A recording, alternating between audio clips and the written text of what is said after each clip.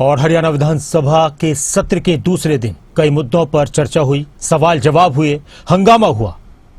कांग्रेस विधायक गीता भुक्कल ने भी सड़कों का मुद्दा उठाया। इस दौरान उनको क्या जवाब मिला? खबर अभी तक से खास बातचीत में गीता भुक्कल ने क्या कुछ कहा विधानसभा की कार्रवाई को लेकर, खबर अभी तक के स्टेट हेड जितेंद्र चौधरी के साथ उनकी खास बातचीत आपको सुनाते हैं। कांग्रेस से पूर्व मंत्री और वरिष्ठ विधायक गीता भुक्कल हमारे साथ हैं। आज दूसरे दिन की चर्चा रही। मैडम, किस तरीके से इस पूरी चर्चा को देखते हैं? क्या सार्थक निचोड़ इसका विपक्ष के तौर पर आप मानते हैं? क्योंकि विपक्ष की महत्वपूर्ण भूमिका होती है मुद्दे उठाने को लेकर के। अच्छी बात है, आप कह रहे हैं कि विपक्ष की महत्वपूर्ण भूमिका होती है और विपक्ष पूरी अपनी जिम्मेवारी के साथ आदरणीय चौधरी भूपेंद्र सिंह हुड्डा जी के नेतृत्व में तमाम मुद्दों को उठाने का काम कर रहा है। प्रश्नकाल में हमने जिस तरह से देखा, जैसे मैंने टूटी हुई सड़कों का मामला 12 की 12 सड़कों में लिखा था कि संतोषजनक नहीं है, फिर भी कह रहे हैं सारी की सारी सड़कें हम नायाब बना देंगे। अच्छी बात है, बना देंगे। मैंने कहा हमारी झज्जर की तो बना दें, तमाम हरियाणा की आप बना। फोटो भी लेकर के आए हैं सदन। फोटो आज भी लाई थी, मैंने दिखाई नहीं। मैंने कहा जी कोई फायदा नहीं है, और फोटो तो हम आज भी लेके आए थे, जो भी स्थिति है।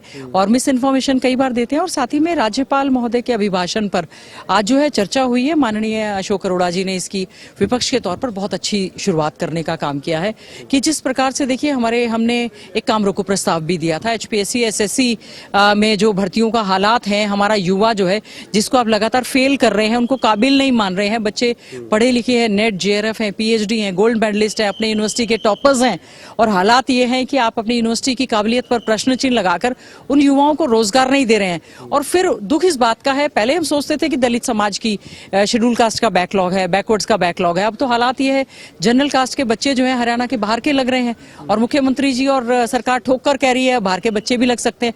तो हमारे हरियाणा के बच्चे जाएंगे कहाँ? सारी की सारी वैकेंसीज पड़ी हुई हैं, और आप इनको फिर HKRM के माध्यम से कच्ची नौकरी देंगे 1/4 तनख्वाह पर।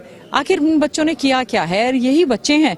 हमें डर है ये ड्रग्स की ओर जाएंगे, क्राइम की ओर जाएंगे। ये बढ़ता हुआ अपराध इसी वजह से ही एक चिंता का विषय भी है। तो उस एडजमेंट मोशन को स्पीकर महोदय को एक्सेप्ट करना चाहिए था।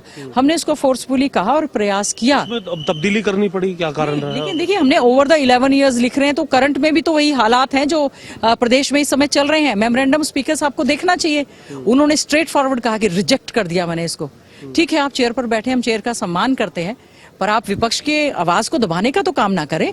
हमने उसकी भाषा को दोबारा से बदलकर डायरेक्शन का भी कुछ कमेंट किया स्पीकर को लेकर? किया। मैंने बोला कि जब विपक्ष ने काम रोको प्रस्ताव तो विपक्ष ही देता है, आपने हमारा एक्सेप्ट नहीं किया, दोबारा से हमने फिर से दिया। अब जब मुख्यमंत्री जी ने अनुरोध किया तो स्पीकर, देखिए सदन के नेता है, हम उनका आदर करते हैं। हमने केवल, और वो तो हमारी इंटरनल बातचीत चल रही है, हमने तो चेयर की तरफ कुछ कहा ही नहीं। हमने तो केवल आपस में बैठकर डिस्कस कर रहे थे कि जब हमने जोर लगाया तो हमारा एक्सेप्ट हुआ नहीं, और मुख्यमंत्री जी ने कहा तो स्पीकर साहब ने। काम रोको प्रस्ताव विपक्ष का ही है, और हम उस पर चाहते हैं कि मुख्यमंत्री जी सटीक जवाब देने का काम करें, क्योंकि युवाओं के भविष्य से जुड़ा हुआ प्रश्न है ये। मुख्यमंत्री जी तो कह रहे थे कि हम जब जवाब देते हैं यहाँ कोई मौजूद नहीं रहता, कांग्रेस सदन छोड़ करके चली जाती है।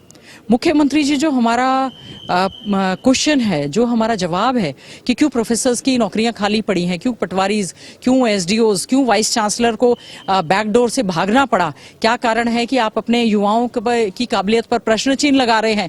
आप अटल टनल में ही घूमते रहेंगे, जलेबी बनाते रहेंगे, तो उनको बहुत शौक है। देखिए, मुख्यमंत्री हैं, सही जवाब दें।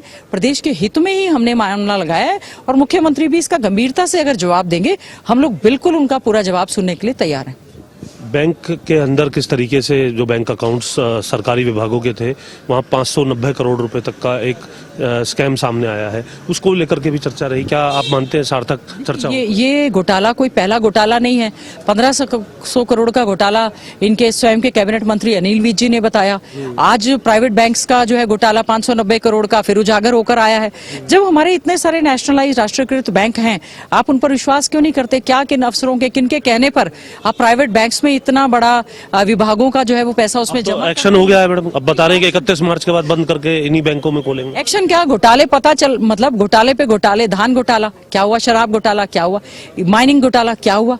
एकदम से सरकार की फेल्योर्स जब विपक्ष सामने लेकर आता है तो कहते हैं हमारी तो जानकारी में था तो आपने काम क्यों नहीं किए?